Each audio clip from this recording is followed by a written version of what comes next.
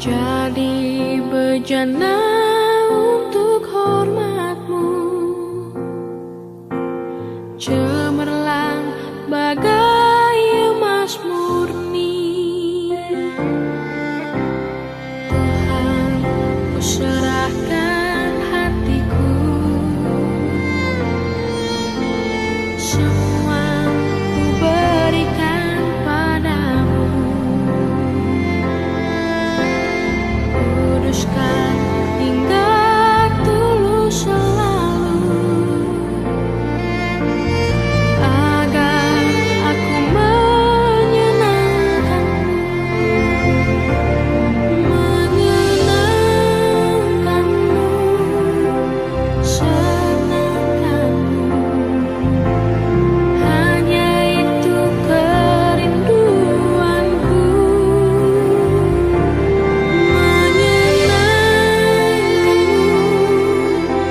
senangkan hatimu. Hanya itu kerinduanku.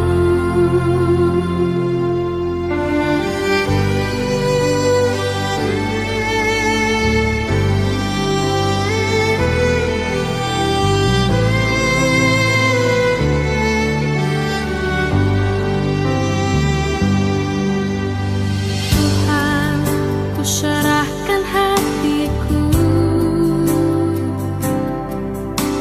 semua ku berikan padamu. Kuduskan hingga tulus selalu, agar aku menyenangkan-Mu,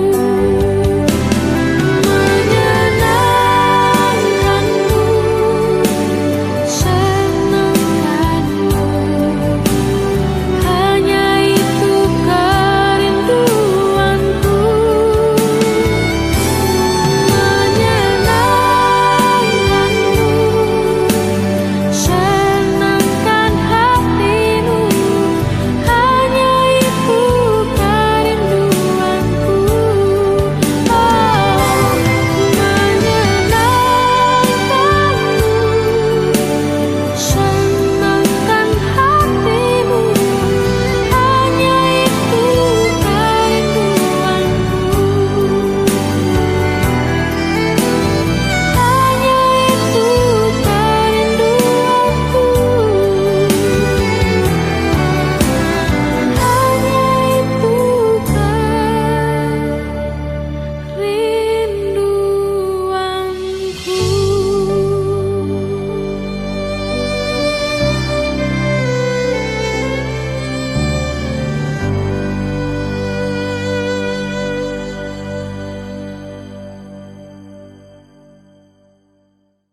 Shalom, mari kita satu hati dan berdoa memohon roh Tuhan menuntun kita dalam pemberitaan firman Tuhan ini. Mari kita berdoa.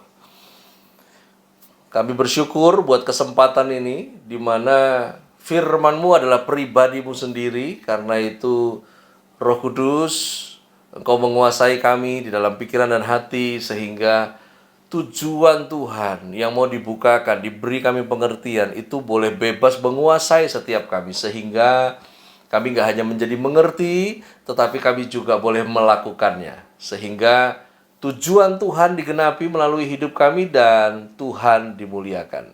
Di dalam nama Yesus Kristus Tuhan kami berdoa. Amin.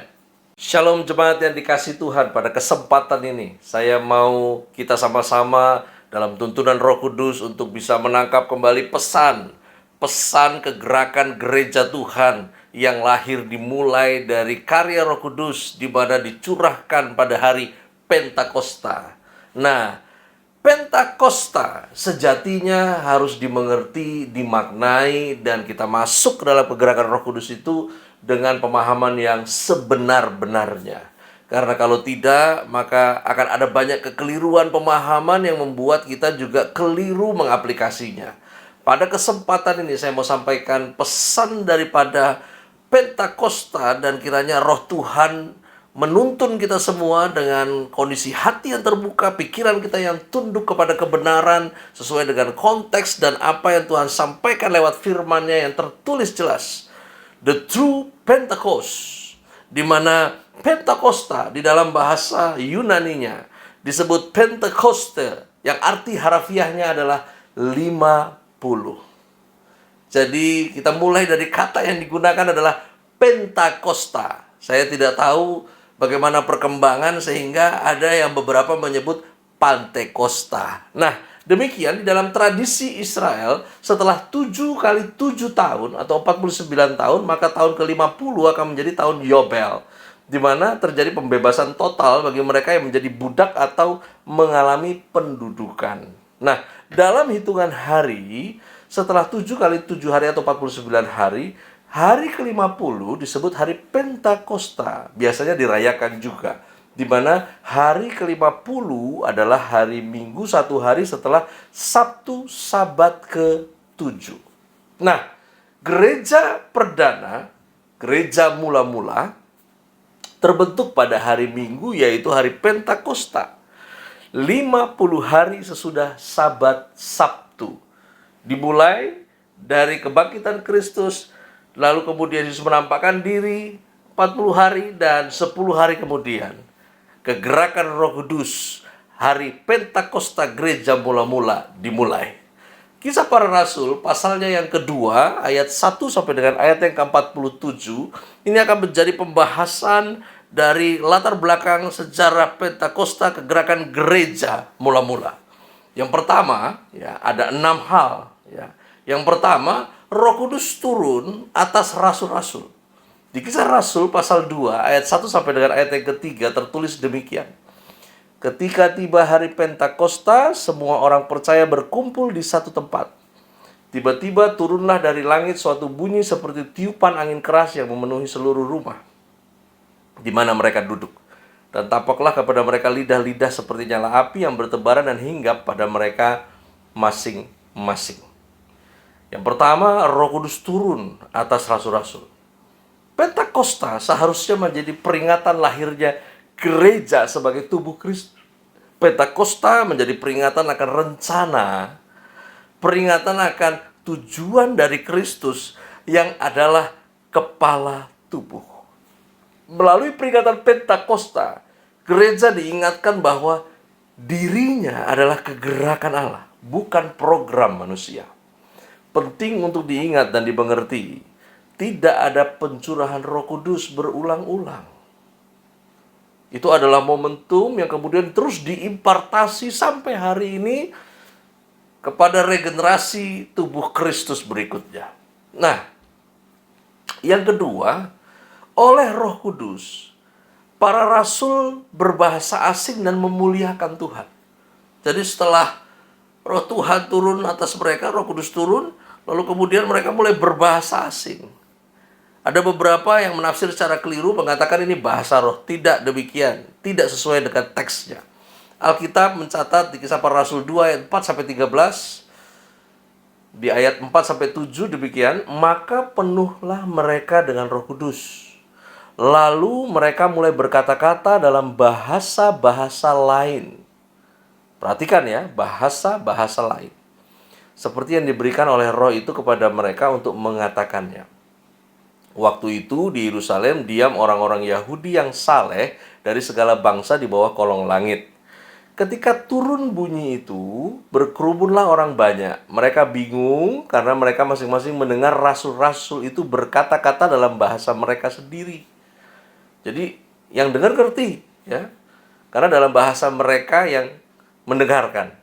Mereka semua tercengang-cengang dan heran, lalu berkata, bukankah mereka semua yang berkata-kata itu adalah orang Galilea? Nah, saya lanjutkan ayat 8 sampai 13.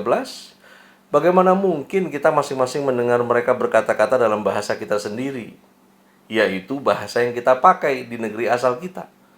Ya, koreksi ya. Jadi bukan bahasa roh, berbahasa asing yang mereka nggak pernah pelajari. Ya, kita orang Partia, Media, Elam, penduduk Mesopotamia, Yudea dan Kapadokia, Pontus dan Asia, Frigia dan Pamfilia, Mesir dan daerah-daerah Libya yang berdekatan dengan Kirene, pendatang-pendatang dari Roma, baik orang Yahudi maupun penganut agama Yahudi, orang Kreta dan orang Arab, kita mendengar mereka berkata-kata dalam bahasa kita sendiri tentang perbuatan-perbuatan besar yang dilakukan Allah.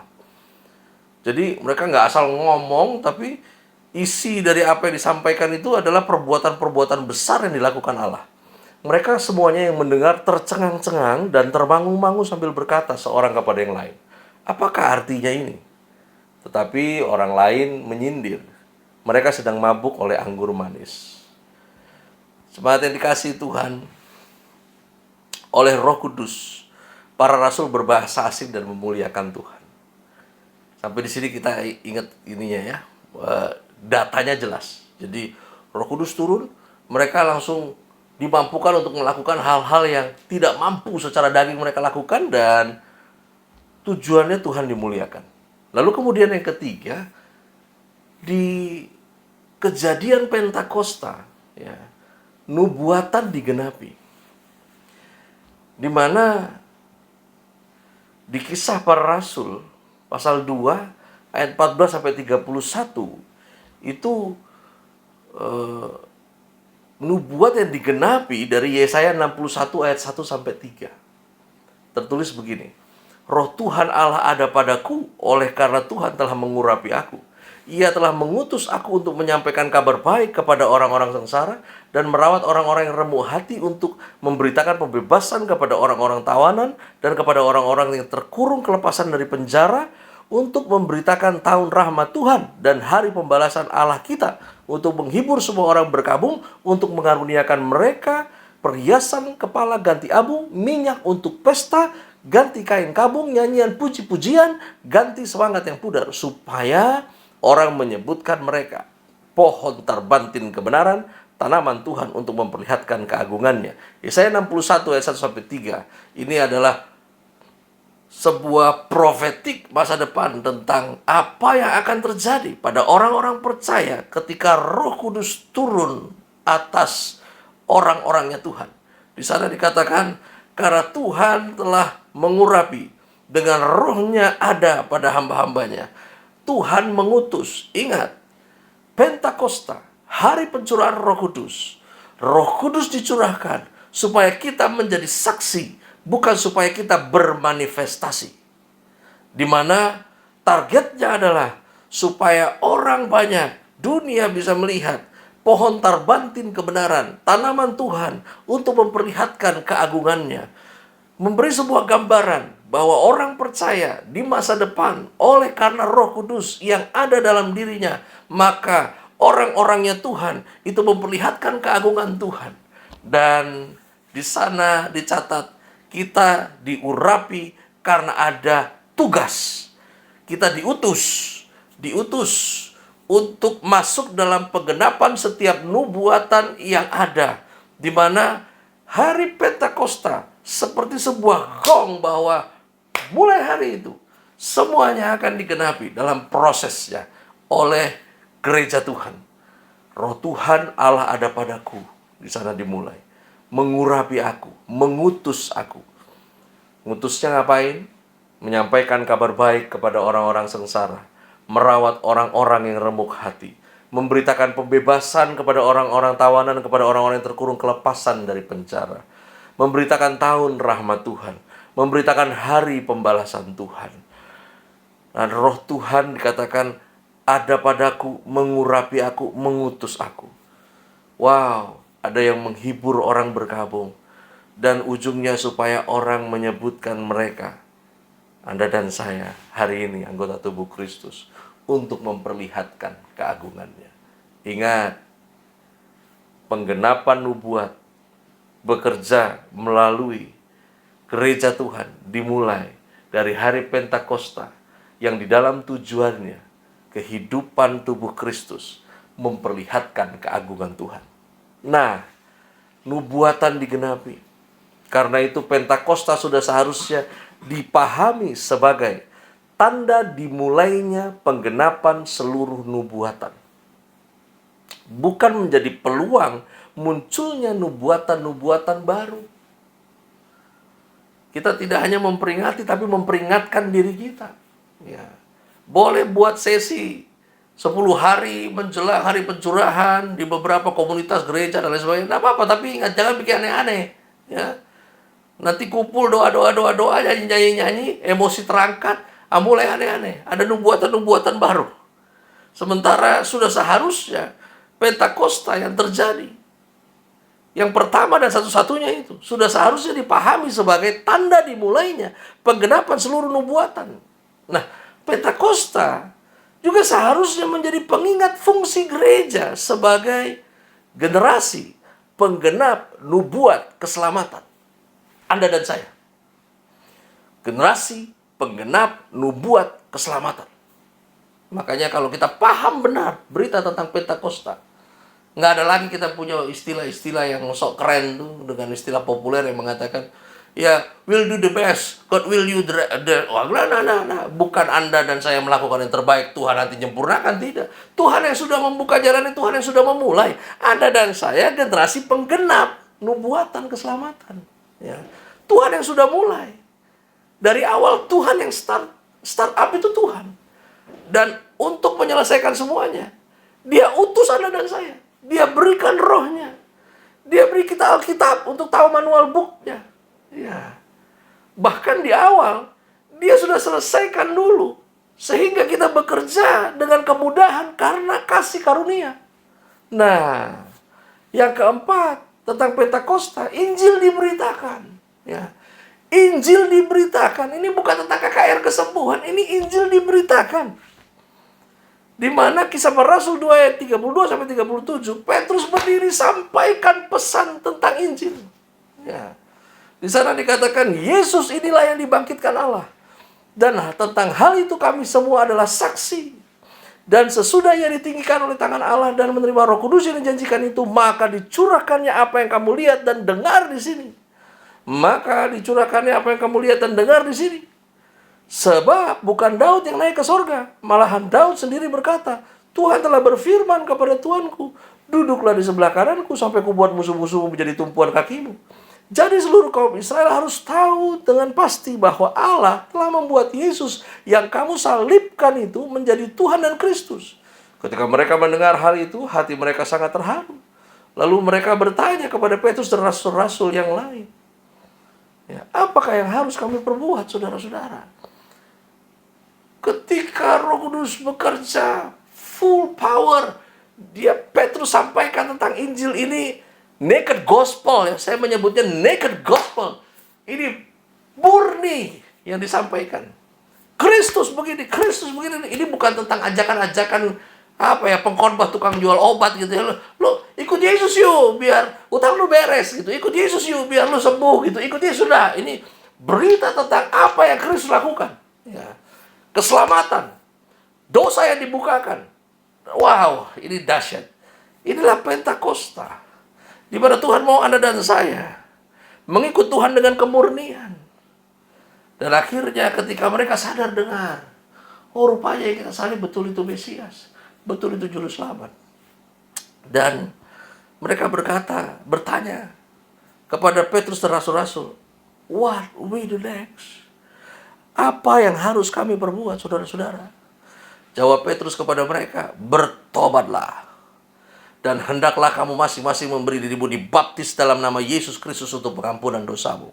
Maka kamu akan menerima karunia Roh Kudus. Sebab bagi kamulah janji itu dan bagi anak-anakmu dan bagi orang yang masih jauh, yaitu sebanyak yang akan dipanggil Tuhan Allah kita.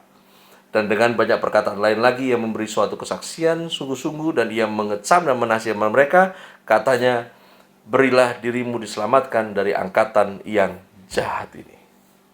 Wow. Ribuan orang datang, bertobat, beri diri dibaptis. Saudara, Pentakosta yang dalam momentumnya terjadi pencurahan Roh Kudus sekaligus pengutusan bagi orang percaya, gereja, sampai kepada tubuh Kristus. Di hari Pentakosta, di situ Injil diberitakan. Pentakosta yang dalam momentumnya terjadi pencurahan Roh Kudus, penerimaan kuasa untuk memberitakan Injil. Udah jangan di packaging aneh-aneh deh, berita Injil. Karena bukan berita Injilnya yang susah, kitanya yang dikuasai oleh Roh Kudus atau tidak. Karena berita Injil itu kekuatan Allah. Kalau kita sampaikan dengan kekuatan manusia emang nggak bisa nyampe. Maka beri diri dipenuhi oleh Roh-Nya, dikuasai oleh kebenarannya. Maka Anda akan menyampaikan itu dan kuasa daripada Injil itu akan bekerja sendiri. Nah, lalu kemudian yang kelima, the true Pentecost, pertobatan terjadi. Kisah Para Rasul 2 ayat 41 di sana tertulis, orang-orang yang menerima perkataannya itu memberi diri dibaptis, dan pada hari itu jumlah mereka bertambah 3.000 jiwa. Wow. Pentakosta yang sejati mengerjakan pertobatan. Bertobat, memberi diri dibaptis untuk pengampunan dosa, supaya menerima karunia Roh Kudus. Mari pahami itu. Ini bukan momen-momen buat manifestasi. Ini momen di mana orang percaya dipanggil, diurapi untuk diutus.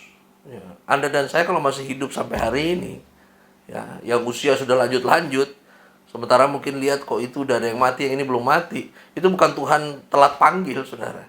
Itu karena memang utusannya buat Anda dan saya, pengutusannya belum selesai. Kalau masih hidup berarti Anda dan saya masih di dalam utusan. Nah, yang terakhir, catatan dari Pentakosta. Kehidupan gereja dimulai. Kisah Para Rasul 42-47. Ya. Di sana ketakutanlah mereka semua, sedang rasul-rasul itu mengadakan mujizat-mujizat dan tanda, dan semua orang yang telah menjadi percaya tetap bersatu. Dan segala kepunyaan mereka adalah kepunyaan bersama. Dan selalu ada dari mereka yang menjual harta miliknya, lalu membagi-bagikannya kepada semua orang sesuai dengan keperluan masing-masing. Dengan bertekun dan dengan sehati mereka berkumpul tiap-tiap hari dalam bait Allah. Mereka memecahkan roti di rumah masing-masing secara bergiliran, makan bersama-sama dengan gembira dan dengan tulus hati, sambil memuji Allah. Dan mereka disukai semua orang. Dan tiap-tiap hari Tuhan menambah jumlah mereka dengan orang yang diselamatkan. Wow. Ya, mereka betul-betul masuk dalam agendanya Roh Tuhan. Bukan lihat manifestasi, lihat ini, lihat itu, lalu kemudian bentuk panitia, pembangunan, buat bikin gedung baru, bentuk panitia untuk bikin KKR kesembuhan. Nah, ini langsung kehidupan gereja dimulai. Mari kita lanjutkan ini. Mari lanjutkan ini. Ini kita diutus untuk ini. Ya, bagian terakhir ini penting untuk kita catat sama-sama, pahami sama-sama. Kehidupan gereja dimulai dengan bertekun dalam pengajaran. Mereka suka membaca Alkitab. Mereka suka belajar dari Alkitab. Mari kita kembali kepada akar, di mana pengutusan yang Tuhan kerjakan dalam kita nggak bisa kita tuntaskan kalau kita nggak bertekun dalam pengajaran. Kamu suka bergereja, kamu suka berkomunitas orang percaya, kamu suka nyanyi, kamu suka doa, kamu nggak suka firman, kamu nggak akan berakar, kamu nggak akan bertahan. Gereja dimulai dengan kehidupan yang bertekun dalam pengajaran. Kemudian setelah bertekun dalam pengajaran, bertekun dalam persekutuan. Suka bersekutu dengan Tuhan. Pikiran dan kelakuannya berpihak kepada Tuhan. Mendukung saudara seiman, bersekutu dengan Tuhan. Ini mesti dipahami ya, bertekun dalam persekutuan. Jadi gini, kita jangan sok berkomuniti kalau kita tidak juga bersekutunya dengan Tuhan. Dan ketika kita merangkul orang, kita bukan lagi rangkul orang itu kepada kita. Kita lagi bantu setiap orang supaya tiap orang bersekutu dengan Tuhan seperti kita bersekutu dengan Dia. Karena itu, mari dimulai dari bertekun dalam pengajaran. Biar benar pahamnya. Sehingga kita bertekun dalam persekutuan juga yang benar polanya. Nah, selalu berkumpul untuk memecahkan roti dan berdoa. Di mana terjadi banyak mujizat dan tanda. Ya. Kalau sekarang mujizatnya di depan, oh enggak, itu cuma tanda menyertai saudara. Mereka kumpul dan orang yang telah menjadi percaya itu tetap bersatu. Nggak malah jadi jago ribut. Ya. Segala kepunyaan mereka adalah kepunyaan bersama. Nggak ribet dengan bikin blok-blokan. Ya. Wow, ini masa-masa yang paling indah ini Pentakosta ini. Dan saya selaku hamba Allah rindu untuk ini terjadi lagi di dalam tubuh Kristus di masa kini. Di mana mereka memecahkan roti di rumah masing-masing secara bergilir, makan bersama-sama dengan gembira, tulus hati, memuji Allah. Ada ketulusan di sana. Kemudian mereka disukai semua orang. Ya, karena segala hal yang baik kalau diimpartasi ya semua orang juga karena nggak kenal Tuhan, semua seneng. Ya. Dan tiap-tiap hari Tuhan menambah jumlah mereka dengan orang yang diselamatkan. Jangan sampai terjadi di akhir zaman ini. Tiap-tiap hari gereja bikin orang tambah banyak yang kecewa. The true Pentecost. Roh Kudus turun atas para rasul. Oleh Roh Kudus para rasul memuliakan Allah. Nubuatan digenapi. Injil diberitakan. Pertobatan terjadi. Kehidupan gereja dimulai. Dan mari kita lanjutkan ini. Anda dan saya dipanggil untuk berfungsi di dalam utusan itu. Dan kasih karunia anugerah ini mahal. Jangan disia-siakan. Selamat Pentakosta. Tuhan Yesus memberkati. Baiklah, jemaat yang dikasihi Tuhan, saya Pendeta George Ferry. Senang bisa melayani kita saat ini. Dan mari kita menutup ibadah kita dengan doa, syafaat, dan menutupnya dengan doa berkat. Mari kita berdoa. Kami mengakui bahwa semua yang baik dalam hidup kami datangnya daripada Tuhan. Karena itu, kalau saat ini kami juga sepakat untuk menaruh persembahan, kiranya Tuhan memberkati apa yang sudah kami taruh. Karena ini kesadaran bahwa apa yang ada pada kami daripadamu, maka layaklah ini kembali lagi untuk Engkau dimuliakan. Kami juga berdoa untuk pengurus, anggota Bakur Umkris RSPP. Kiranya terus satu hati untuk menyatukan terus anak-anak Tuhan di dalam ibadah, karena di mana kami ditempatkan Tuhan boleh menjadi wakil berkat-Nya. Berdoa untuk para pasien Kristen yang sedang berobat, sedang dirawat di RSPP. Kami berdoa untuk tim pastoral yang berdoa setiap hari Senin dan Kamis, yang terus berjuang di dalam pelayanan ini. Kami juga berdoa untuk ibadah online setiap hari Jumat, di mana kegerakan membangun mesbah Tuhan ini tidak boleh berhenti karena apapun keadaannya. Kami akan terus untuk menggarap ini semua karena Tuhan yang gak pernah berhenti akan kasih-Nya buat setiap kami. Karena itu kami juga doa untuk manajemen RSPP, manajemen Pertamedika, AIC, juga kami berdoa para gereja, pimpinan gereja, dan pemerintah DKI, pemerintah bangsa negara. Ya Tuhan, kami percaya bangsa kami ada di hati-Mu. Berkati pemimpin kota, berkati pemimpin bangsa. Di Indonesia, Kristus Engkau dimuliakan.